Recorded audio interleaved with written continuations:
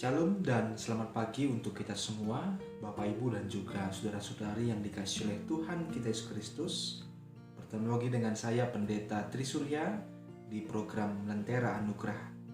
Program ini mengajak kita untuk setiap hari mendengarkan firman Tuhan. Mari sebelum kita mendengarkan firman Tuhan, terlebih dahulu kita bersatu dalam doa, kita berdoa. Allah Bapa dalam kerajaan surga, Tuhan yang kami kenal di dalam nama anak-Mu Tuhan Yesus Kristus, Juru Selamat kami yang hidup. Kami bersyukur pagi hari ini kami tetap merasakan penyertaan-Mu dan juga berkat-Mu yang nyata dalam kehidupan kami. Pada saat itu juga kami hendak mendengarkan firman Tuhan, kiranya berfirman bagi kami dan Roh Kudus-Mu lah yang menolong kami agar firman-Mu dapat kami laksanakan. Terima kasih Bapa, kami sambut firman-Mu. Dalam nama Tuhan Yesus kami berdoa. Amin. Bapak Ibu dan juga saudara-saudari yang dikasihi oleh Tuhan kita Yesus Kristus, firman Tuhan yang sampai kepada kita terambil dari kitab Nehemia pasal 4 ayat 19b sampai ayatnya yang ke-20. Saya akan bacakan firman Tuhan, demikian firman-Nya. Pekerjaan ini besar dan luas, dan kita terpencar pada tembok yang satu jauh daripada yang lain.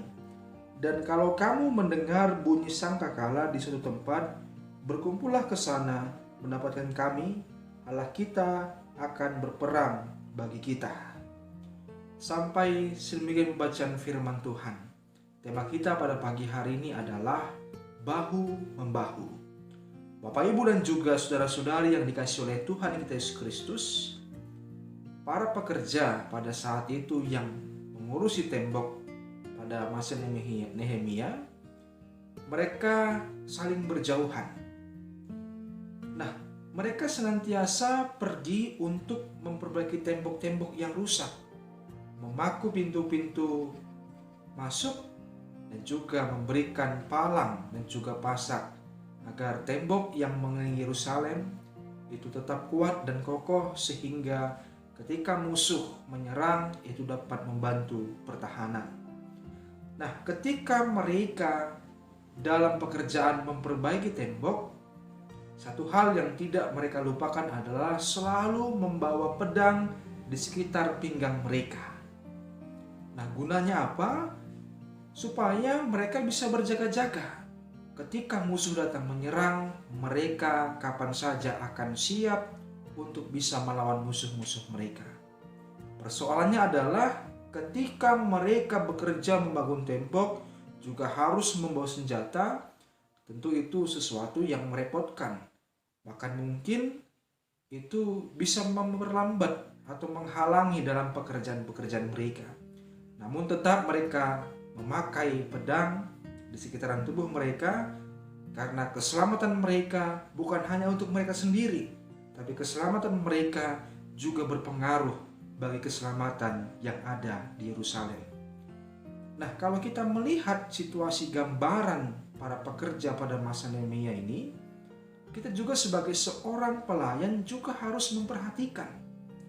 Bukan hanya kita sebagai pelayan untuk melayani Tuhan melalui jemaatnya, tapi kadang kita lupa juga untuk memperbaiki, bahkan juga untuk menghidupi rohani kita. Ketika kita lalai untuk mempersiapkan diri kita untuk menghidupi kerohanian kita, maka akan fatal akibatnya. Ketika kita lama-kelamaan melayani dan ketika di situ iman kita kendor, maka si jahat akan gampang menjatuhkan kita melalui orang-orang yang tidak menginginkan kita, bahkan orang-orang yang membenci segala tugas pelayanan kita. Oleh sebab itu, kita juga sebagai seorang pelayan harus juga berwaspada.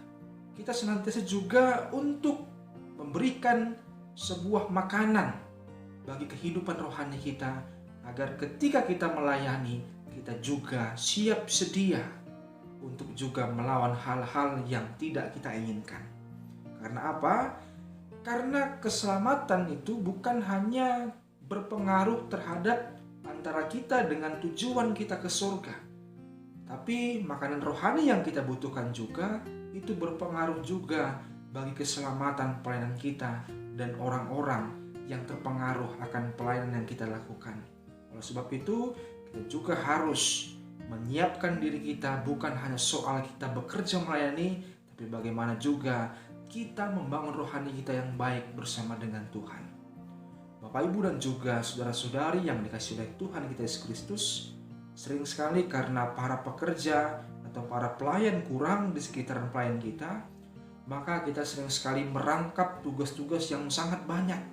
Sehingga karena kita terfokus terhadap tugas-tugas itu, kita terkadang melupakan akan kehidupan saudara-saudara kita. Bahkan kita juga menganggap sering sekali bahwa saudara-saudara yang ada di sekitar kita menghalangi kita untuk melayani dalam segala apa yang sudah kita pikirkan. Bahkan kita menganggap mereka sebagai sebuah penghalang untuk melayani yang apa kita anggap benar. Nah, padahal kita juga harus memperhatikan kehidupan saudara-saudara kita yang ada di sekitaran pelayanan kita. Nah, oleh sebab itu kita melihat konsep yang dipakai melalui pembacaan firman Tuhan dalam Nehemia pasal 4 ayat 19a sampai ayat 19b sampai ayat 20 ini. Bahwa dikatakan ketika ada suara sangkakala, maka yang lain datang untuk berkumpul di situ, dan disitulah mereka melihat musuh-musuh mereka agar mereka bisa bersama-sama melawan musuh-musuh tersebut. Oleh sebab itu kita juga sama. Ketika ada saudara yang membutuhkan kita, maka kita siap juga untuk meninggalkan pekerjaan-pekerjaan kita dan membantu menolong saudara-saudara kita. Tuhan akan menilai kita. Bila kita memiliki sebuah prioritas yang baik, kebersamaan dalam melayani Tuhan, maka percayalah, Tuhan akan berperang bersama dengan kita. Tuhan akan senantiasa memberkati kehidupan kita. Oleh sebab itu, mari kita saling bahu-membahu dengan satu tujuan, untuk keselamatan umat Tuhan dan juga untuk kemuliaan bagi nama Tuhan. Selamat pagi, selamat beraktivitas, kiranya Tuhan memberkati. Amin. Kita bersatu dalam doa. Kami bersyukur atas firman Tuhan yang boleh kami dengarkan, kiranya menjadi sebuah pedoman juga penguatan bagi kami dalam menjalani hari-hari kami. Tuhanlah yang memberkati dan menyertai kami pada segala aktivitas kami pada hari ini. Tuhan jugalah yang senantiasa mau mengampuni dosa dan kesalahan kami, agar kami layak untuk menerima berkat Tuhan. Karena kami berdoa dalam nama Tuhan Yesus yang sudah mengajarkan doa Bapa kami. Bapa kami yang ada di surga, dikuduskanlah namamu, datanglah kerajaanmu, jadilah kehendakmu di bumi seperti di surga. Berikan kami pada hari ini makanan kami yang secukupnya, dan ampunilah kami kesalahan kami, seperti kami juga ampuni orang yang bersalah kepada kami. Dan janganlah membawa kami dalam pencobaan, tapi lepaskanlah kami daripada yang jahat, karena Engkau yang punya kerajaan dan kuasa dan kemuliaan sampai selama-lamanya. Amin. Terimalah berkat dari Tuhan. Tuhan memberkati saudara dan melindungi saudara.